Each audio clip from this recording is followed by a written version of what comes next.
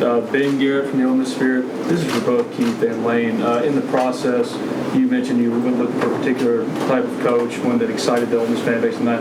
What did you find in Lane? And Lane, what was kind of the discussions with Keith? What was did y'all know each other beforehand? What was that like in that process together, talking and getting to know each other, trust each other? Well, no, we did not know each other before. I was able to get on the phone with Lane kind of middle of the week and had a great conversation and talked about some really good things. And obviously, knowing him from afar, he checked the boxes on a lot of what we had talked about, what we wanted to bring to Ole Miss. But obviously, you got to build a personal relationship with somebody. So we got on the phone, had a great conversation, and then was able to go down and spend about 2.5, 3 hours with him face to face. Talked about a lot of different things: football, life, philosophy, vision, all those things. And I think after I left that meeting, I felt very comfortable that we were going to align on a lot of things, and we were able to get it done. Yeah, I think, as mentioned, we did not know each other. As this started coming about, you obviously research the job just like they research you, and a big thing is who you work for. And so I was really excited once I found out his background as a great player, not just as a great player, but a great player here especially. So, when you bring recruits to a place and you're able to bring them to your athletic director and they can sell the place, not just from having been here as an athletic director, but being there as a student athlete, and then, really visiting with him and how his passion for winning here and getting everyone aligned here the right way and doing this thing together. David Johnson with 24/7 Sports and Ole Miss Spirit. Lane, can you kind of just walk us through what your process is going to be on filling out your staff, where you're at with that right now, and what the coming days may look like? Sure. We've been in a lot of work on that, trying to figure it out, and so we'll bring a great staff here.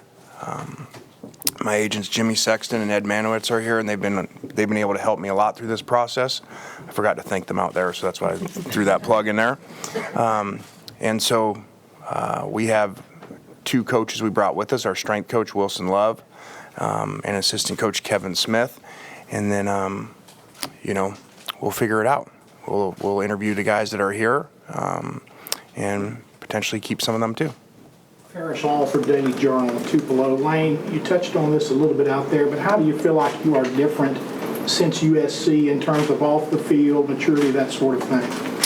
Well, that's a very fair question. That when you go through obstacles, that sometimes seem like, really bad things. There's a book, Obstacles the Way by Ryan Holiday, and he sent me that book, and that book really kind of put things in a different light to me. You can have something like the firing of USC that you feel at the time is the end of the world when it happens, and are you ever going to get a head coaching job again? And you go through, we're on sanctions, all that stuff that you go through. And then, I look at that differently now and say, hey, you know what? Had that not happened, I would have never went to go work for Nick Saban. So that obstacle, really helped me develop. And so I think going to work with Coach was great from XOs, all that stuff, but really from how he manages the program from top to bottom. And I mentioned it in there. I feel like, I was a head coach before, back to like USC, and I was really the offensive coordinator being the head coach, and developing players, getting them to the NFL and getting a lot of players drafted. And then I really kind of changed and really realized, okay, there's more to it than this. That's not my calling. God's calling for me wasn't just to get guys drafted and make a bunch of money. It was to develop them off the field and have relationships with them and help them through things. So I feel like there's a lot different that way in player relationship this time around. And I'm not saying today. This has been for the last 3 years as a head coach. I would like to think those players would say that.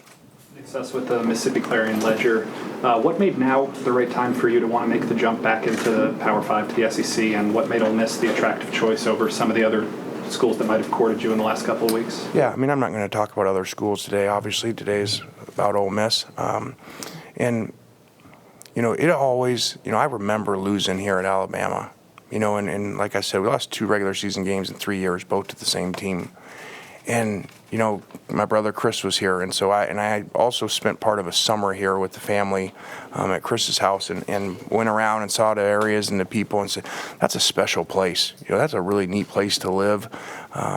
And you can win there because I saw it. No one else was beating us.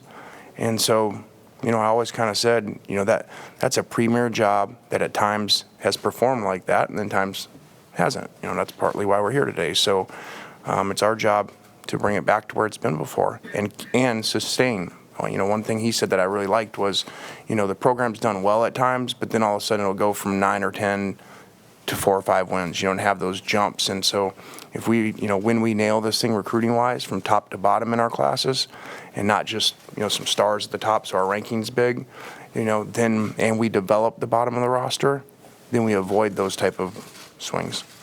Lane, Brian Rippey, Super Talk Mississippi. I know it's early, but what were your initial impressions of the roster that you'll be inheriting? Yeah, I looked at it a little bit. Obviously, we were playing a game, so it's not like I, studied it from a personnel standpoint. It was really more talking to people that knew, around the league, and a lot of, they had a lot of excitement, over these last 2 classes, especially the last one, and so, that made it very attractive. Stephen Gagliano, News Mississippi.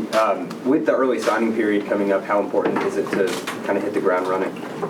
Yeah, we're going from here. I believe we're going somewhere. So they gave me a schedule.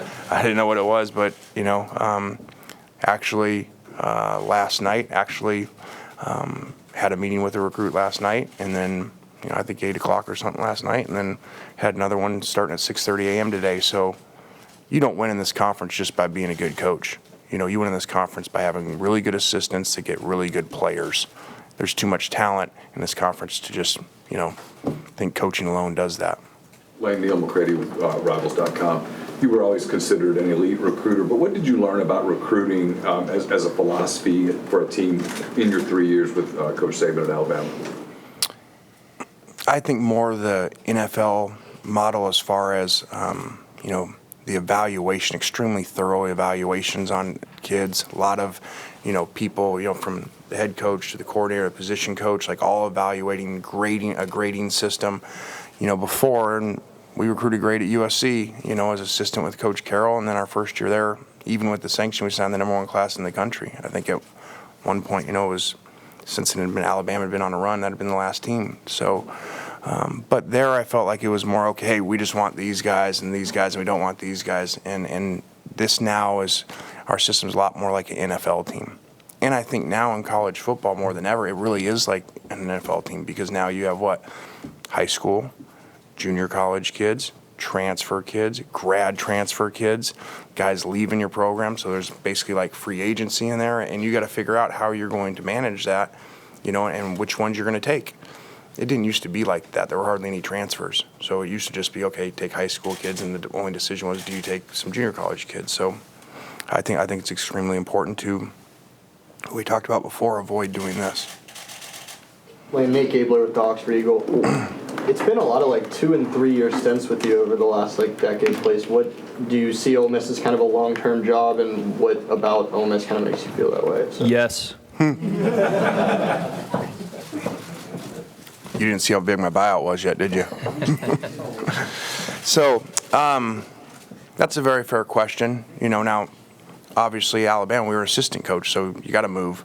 And so Florida Atlantic was a very exciting place. It was not one of those that I was just leaving to leave, even just to go to the SEC. It wasn't that. It had to be a place that really felt things were aligned in order to be somewhere that you can really win. And so I have zero reason to leave here because what? You're in the best conference that there is in football. You got great leadership, and you got the ability to recruit great players, and you have an awesome fan base. I saw that firsthand when I was about getting run over after that game, when that game ended here in that exciting game, and the fans stormed the field. Have you met with the team yet? And if not, what's kind of the message you're going to say to those guys to keep some of them here, to kind of get them energized for? Yeah, I believe that's our next step here in the next hour or two, I think. A lot of the same things we said in the press conference, just, talking about open competition. Everyone's got a clean slate, whether you're, great play, whether you've been a great player here or you haven't played at all. So, and just motivate them. And the good thing, I think, is, not to sound arrogant, but I think they know who we are. They know players we've coached, championships and stuff. So that usually makes it a lot easier when you come in and they've already known you've done it, and they know players you've coached. And so they say, the receiver says, oh, oh, I remember you coaching Amari Cooper, and him winning the Blitnikoff. And so, or you're a running back and they say, oh, I saw what you did with Derrick Henry and Reggie Bush and 2 Heismans. So we got a lot of really good things to sell that we have proof of. So we're not saying, hey, this is what it's going to look like, but we haven't done it before. Lane, there are some who had chosen to enter the transfer portal. Do you welcome those into these discussions? Sure. I mean, we're going to look at everything. Everything's a clean slate. I'm not going to get into names, but had a kid today, just when I was, walking around the field today, come up to me and he entered the portal, I guess earlier in the season, and came up and said, hey, I was leaving because I felt like wasn't getting developed and wasn't, the right type of offense for me. But he said, I've never met you, but I know what you've done, and so I'm taking my name out of the portal if you'll have me back. Keith, you guys talked about analysts, recruiting office personnel, beefing up all that stuff to compete with the LSUs and the Alabamas. Yeah, I mean, we haven't spoken specifics. Obviously, Coach Kiffin will lead that charge. I think what we did with the assistant pool and the staff pool is very competitive, and we'll give him an opportunity to work at the very highest level. But certainly those will be his decisions, and we'll do everything we can to support. Lane, Joe Cook, WAPT. I was wondering, you've been a head coach, of course. Talk about the reception you received from the fan base. Did you ever think you'd be kissing and hugging babies at the tarmac when you got off the plane? A lot better than another tarmac experience that I had. I didn't think of it. It was like an anniversary or something like that. So that was really neat to see. I didn't know people were allowed on the tarmac. So, but it was pretty cool. I felt like I was in a movie. Like all of a sudden they're like closing in on you, and we're in, and like they got all the lights shining, like they just keep closing in. I'm like, all right, where are we going here? Like, and so like, just get out, it'll be okay. I'm like, okay, and it was awesome. The reception was great, and it was really neat. You could feel the energy, and from my understanding, it's not real easy to find parking there and stuff, and so that was really neat and special for them to go out of their way to do that. And what I was told, basically, have a tailgate party. David Kelly, Ole Miss Radio Network. I want to go back to your brother, Chris, and just what were your conversations with him like over the last few days to maybe solidify what he thought about the experience he was like? Well, he was helpful for me, in discussions with him because he was here before when they won, and then he's coached with me, so he knows how I coach. And so I said, well, what do you think? He said, I think that you'll kill it there. I've been around you. I've coached for you, and where you're at and what you've learned from Coach Saban and those things. And FAU had won 3 games 3 years in a row. So those seniors had never won more than 3 games. In the first year, we won 11 games. So he was there for that, to see that. So he really excited me too. I have confidence. I know we're going to win, but he really, cemented that by some things he said. Lane, you mentioned technology and analytics in your opening thing. Is there a staffer that you might bring in to do that sort of stuff? And what is that sort of side of the football this last decade kind of meant to you? Yeah, nowadays you don't necessarily have to hire someone because they have systems, so you hire a company.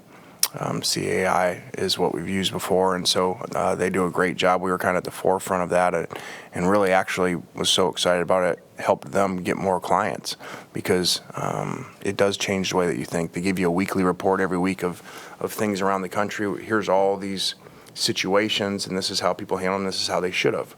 And so, when you dive into it and you really spend hours studying it, it's not how you. It doesn't tell you how to coach the way that most coaches coach. The old school way, from an analytics standpoint, is extremely conservative. There's so many more times you're supposed to be going for it. You're supposed to not be kicking long field goals, and people just punt or they go kick, and they don't realize, okay, there's a 6% chance to make that field goal. But as the coach, you say, well, I put him out there and he missed it. I did what I was supposed to. Versus, a lot of coaches are afraid of the press conference afterwards, and so they do the conservative, easy thing because then you guys don't rip them. So get ready to rip me. Trey Munger, WLBT, this being your 3rd stint in the conference, how have you seen, I guess, college football as a whole, but this conference specifically change or evolve? I don't know. it was extremely competitive, 10 years ago at Tennessee. I think maybe as competitive as the conference has ever been, maybe ever. When you look at the coaches that were there and Coach Spurrier and Urban Meyer and obviously Nick Saban. I mean, it was loaded with great players. I remember saying at Tennessee the difference was, coming from the West Coast and the Pac-12, probably I think Pac-10 at that time probably, but it was like every week you had a nightmare matchup somewhere. There was a great defensive line, a great front seven player on every single team in the conference from top to bottom, and so it's extremely competitive. So I don't know that it's changed that much. To me, it's always been this way, and so if anything, right now maybe it's a little bit more lopsided than it was back then, where it was a little more even. Is that what kind of draws you back here to this point, that competition? This is the highest level. This is the highest level, the best players, the best coaches that you go against. And so if you're competitive, this is where you want to be. And had a great experience the last 3 years. And in a lot of ways, that was more special than winning national championships. When the Alabama was over, we were on, I think, a 26-game win streak. We won 34 straight at USC. But the experience with those players that weren't going to go to the NFL at Florida Atlantic and they had never won, and then to give them that, that was as special as anything. But I still felt like, all right, let's go back to the highest level now that we're really prepared for this better and haven't been the places that we've been, going through those obstacles.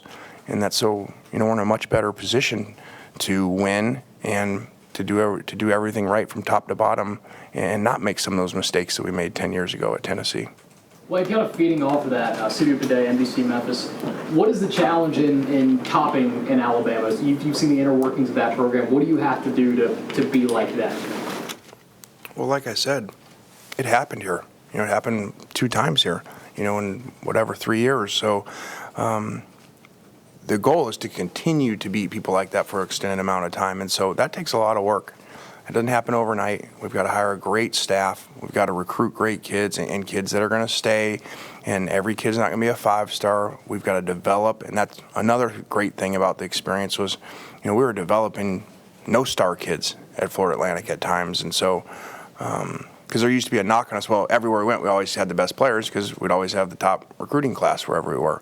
So I think that helps us a lot because, as we know, they're not going to all be 5-stars. So developing the bottom of the roster so they can be productive and help us play, versus where maybe 10 years ago your head coach, okay, hey, let's go coach these guys, all right, and those guys will never play.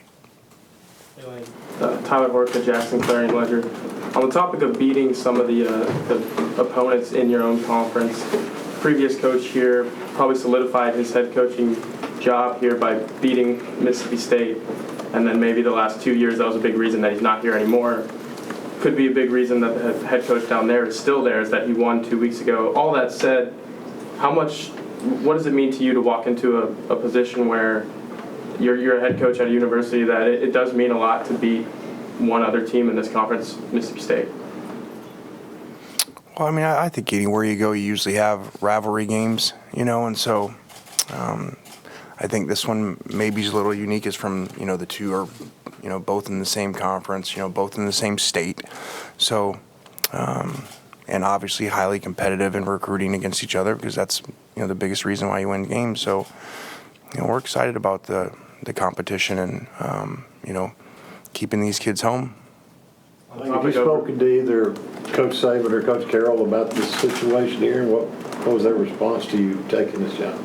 I did not yet. Obviously coaches were extremely busy, and usually I a lot of times would bounce something off of Coach Carroll, but I felt so good about, this situation here that, I didn't usually I'd call him and say, hey, what do you think about it? And so I didn't, but I'm sure here very soon I'll talk to both of them. On the topic of Take a couple more questions. How confident are you that you can keep the best players in the state at Ole Miss, and how big is that? In your thing out there, you said that you can go anywhere in the country and get anybody you want, but how important are these guys here within the Magnolia State border? Well, extremely important, and it started last night. I didn't even change clothes yet from the plane, and, we got, obviously I can't talk specifically kids, But, starting last night and then again 6:30 this morning with in-state kids. Keith, a lot of times athletic directors and their big hires are kind of linked to those hires. How much did you think about that as you were going out and selecting Lane? I think for me it was kind of exactly what I said last week at the press conference. I wanted to go find the best coach for our situation. And, certainly we're going to be linked. We talked about that. We talked about locking arms and doing this thing together. And, I even mentioned to him when we were meeting, and I still haven't signed my contract yet. So I'm going to be here a long time. I plan on being here a long time, as does he. So we talked about that, and certainly we're going to be linked. But my goal was to go out and find the best coach, and that could galvanize our fan base, be the leader of young men, and certainly at the end of the day, we want to win a lot of games. Keith, did you sense any kind of fan momentum get behind Lane? Did you feel that at all? Yeah, you could feel that. You could feel that a little bit for sure. And I think that when we talked, we didn't talk until the middle of the week, and I'd been talking to a few other people, and talked to him and just realized that the charisma and just kind of the energy that he had was going to be perfect for coming in here and doing the things that we needed to do. Lane, you got the right colors on today, suit, tie, shirt, and everything. Did you have all that? Because I know everything moved fast, or did you have to go pick up something on the fly? There's a lot of stories behind this outfit. I had some really good suits, but then I went to Alabama and I gained some weight, so those don't fit anymore. So this isn't even my suit, but this is actually Jimmy Sexton's suit, so he's lost weight, so we're kind of even now. Take one more. Keith, was this process, becoming the new AD, getting the official tag, and knowing you had this important hire, was this process at any point stressful, knowing that how important, how did you navigate this mentally? Sorry if my facial expression showed the answer to that. No, there was some stress to it for sure. And let me say this: this has been a hard week for Ole Miss athletics. In general, not just with football. There's been some changes we've had to make, and it's been a hard week. But certainly, kind of the tough part of this business is, after you make a change, as emotional as it is, and all those things, you've got to jump to the next step. And so, I did that. Again, working with Chad and our search consultant, we were able to jump right in and get the search going. But yeah, if you're going to make a change, you got to get the next one right. And there's a lot of pressure to do that. And I couldn't be more happy with our choice, and I think we got it right.